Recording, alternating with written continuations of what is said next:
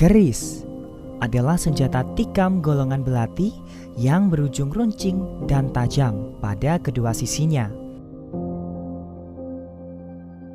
Dengan banyak fungsi budaya yang dikenal di kawasan Nusantara, bagian barat dan tengah. Bentuknya khas dan mudah dibedakan dari senjata tajam lainnya karena tidak simetris di bagian pangkal yang lebar. Seringkali bilahnya berkelok-kelok dan banyak di antaranya memiliki pamor, yaitu terlihat serat lapisan logam cerah pada helai bilah.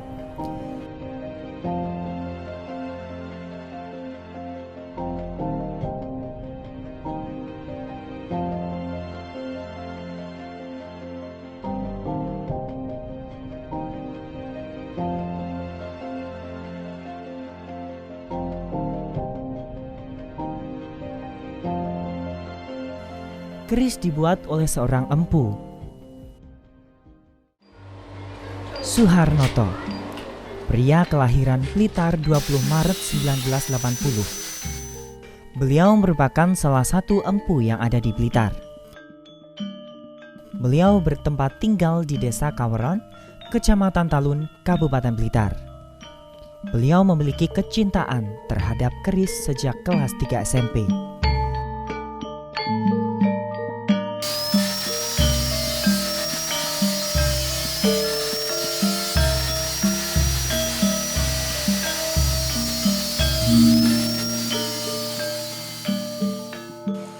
Awal mulanya itu berawal dari saya memiliki kakek. Ya, kakek saya itu meninggalkan pusaka-pusakanya yang sangat banyak. Nah, memang dari awal saya tertarik itu ada satu ikatan batin dari pusaka-pusaka itu. Ya maklum saja pada saat itu saya masih kecil, jadi pusaka itu tidak bisa saya simpan, tapi sudah ada rasa istilahnya rasa cinta atau rasa senang pada bentuk-bentuk pusaka seperti itu.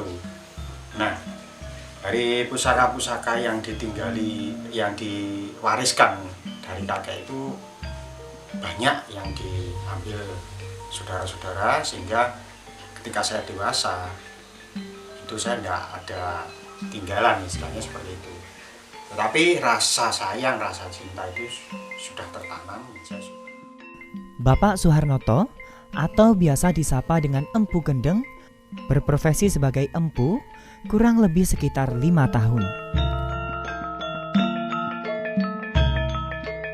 Awalnya didasari dari hobi, lama-kelamaan seperti ada sebuah panggilan bahwa pekerjaan tersebut harus dilestarikan.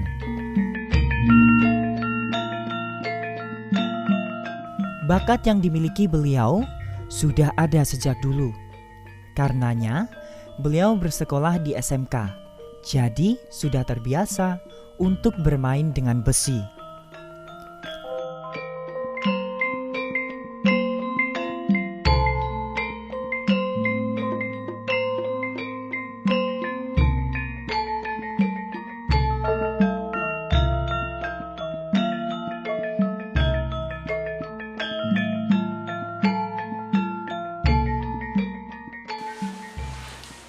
Minat itu kembali lagi, atau istilahnya seperti panggilan ya. Panggilan itu datang lagi. Nah, awalnya saya hanya sebatas sebagai pemburu. Nah, yang dimaksud pemburu di sini mencari pusaka. Nah, setelah mencari pusaka, kemudian dilempar atau dijual belikan, istilahnya dimaharkan ke orang yang membutuhkan. Itu dari situ. Nah, lama-kelamaan ada satu pertanyaan, keris seperti apakah yang dicari oleh orang-orang atau yang disukai oleh orang-orang. Nah, dari situ saya menemukan paling tidak ada 3 golongan keris yang dicari. Yang pertama, keris yang benar-benar sepuh atau buatan empu zaman dahulu. Nah, itu yang dianggap ada tayurnya, ada istilahnya ada tuahnya. Nah, yang kedua, keris-keris buatan baru tapi dengan kelas-kelas yang halusan atau bisa dikatakan itu garap pakem, seperti itu yang dicari. Nah dari situ ada rasa penasaran semakin jauh. Kalau hanya sebatas menjadi pemburu, ya kita mencari dan menjual atau memaharkan ke orang lain. Nah dari situ saya pengen menyelami atau pengen mengerti sejauh manakah pembuatan keris itu. Nah dari situ saya mencari informasi ke teman-teman atau orang-orang yang lebih senior. Nah dari situ saya ketemu sesepuh atau empu sepuh. Nah saya belajar dari mereka, saya mencari informasi dari mereka, dan saya istilahnya meminta ilmunya, nah, seperti itu, meminta ilmunya dari mereka. Nah, pada akhirnya saya belajar pada seorang guru. Nah, dari situ saya mulai belajar membuat sendiri keris-keris yang dicari oleh peminat keris.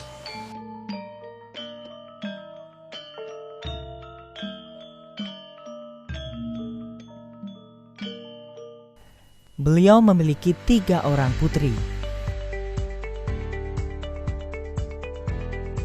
Setiap pagi, beliau mengantarkan anak pertamanya ke sekolah yang terletak di utara alun-alun Kota Blitar.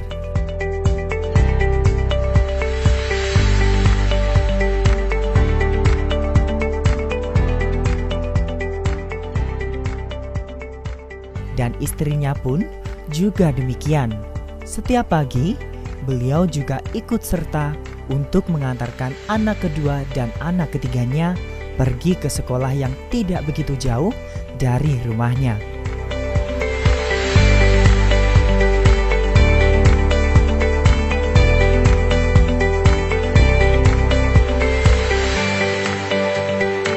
Setelah mengantarkan anaknya, Suharnoto pun memulai aktivitasnya, yaitu membuat keris. Bagi masyarakat sekitar, suara palu beradu dengan besi adalah tanda akan munculnya sebilah keris baru.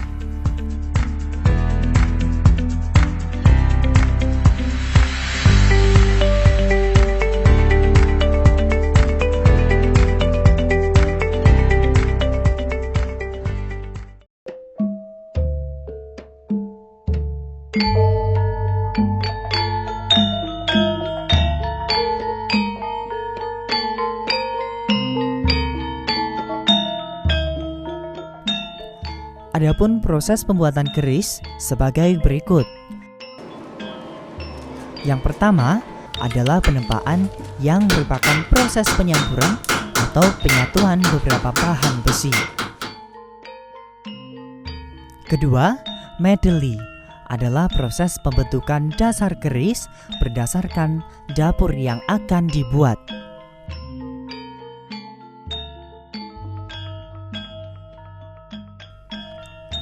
Proses selanjutnya adalah proses rincian, yakni proses pembuatan rincian detail pada keris berdasarkan pakem pada dapur yang akan dibuat.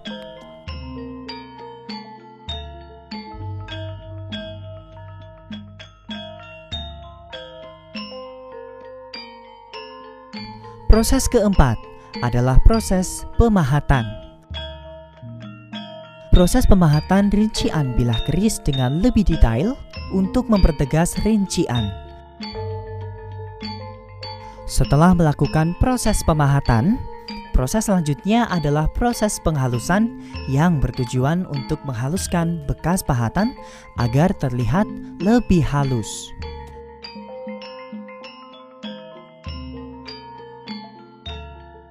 Proses kelima adalah proses mengamal. Mengamal adalah proses penyepuhan keris untuk membuka pori-pori serta memunculkan pamor pada keris.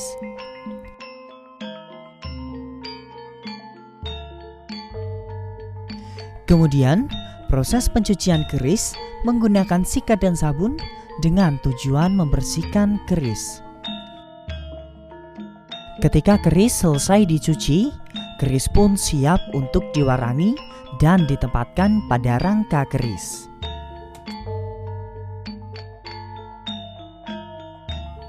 Inilah proses pengepakan atau yang biasa disebut dengan packing. Proses packing keris dilakukan dengan sangat hati-hati.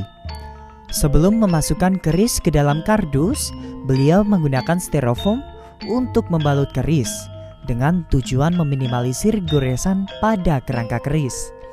Kemudian, keris yang telah terbalut styrofoam tersebut dibungkus dengan kardus dan direkatkan menggunakan lakban atau selotip. Hasil keris buatan Suharnoto atau biasa disapa Empu Gendeng tersebut akan dikirim ke Galeri Nusantara, yakni sebuah galeri besar yang hanya boleh dikunjungi oleh pejabat tertentu.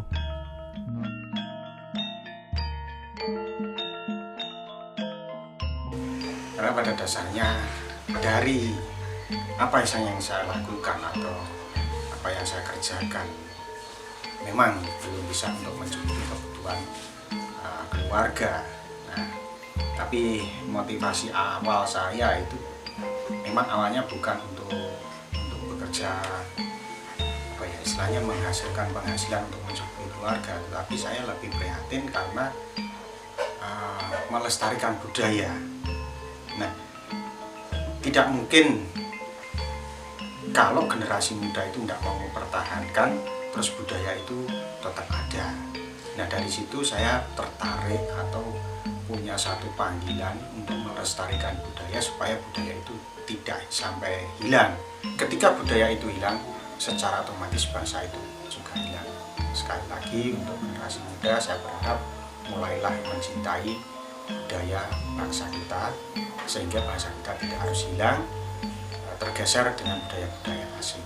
Itu pesan-pesan saya pada generasi muda saat ini.